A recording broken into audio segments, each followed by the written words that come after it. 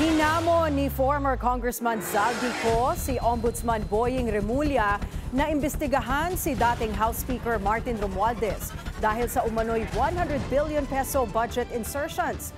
Papatulan kaya ito ng Ombudsman? Alamin sa Agenda Weekend Report ni Hannah T. Ay hinahamon ko si Ombudsman Remulla kung seryoso talaga siya sa mga sinasabi niya. Imbestigahan niya ang fraternity Brad at ang kanyang kaibigan na si Speaker Martin Romualdez kung talagang tutupad siya sa tungkulin niya. Imbestigahan din niya si President Bongbong Marcos. Ito ang hamon ni dating Representative Zaldico sa Ombudsman. Yan matapos niyang ilaglag si Pangulong Bongbong Marcos sa di umano'y utos nitong mag-insert ng 100 billion peso worth of projects sa BICAM ng budget process. Hindi raw nakinabang dito si Ko at 25% o katumbas ng 25 billion pesos daw ang napunta kay PBBM.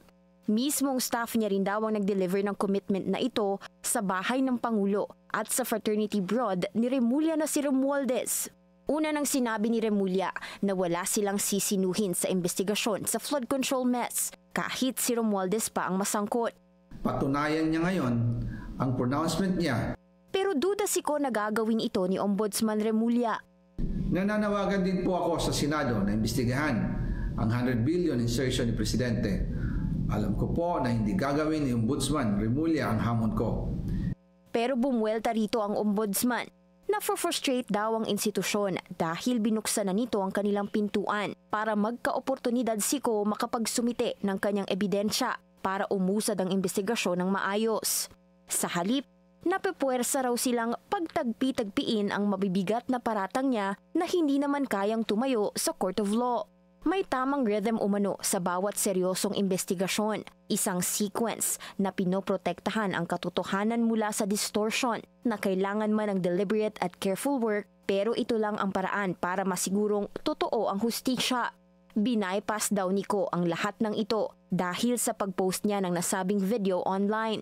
Sa bawat pagkakataong pinipili raw ng isang witness ang stage sa halip na sworn desk, napepuwersa raw ang investigasyong maudlot at alamin ang mga nasabi at hindi pa nasasabi. Tanong ng Ombudsman, bakit ina-expect ni Ko na tanggapin ang kanyang pahayag at face value kung ang iba pang mga witness ay dumadaan sa scrutiny?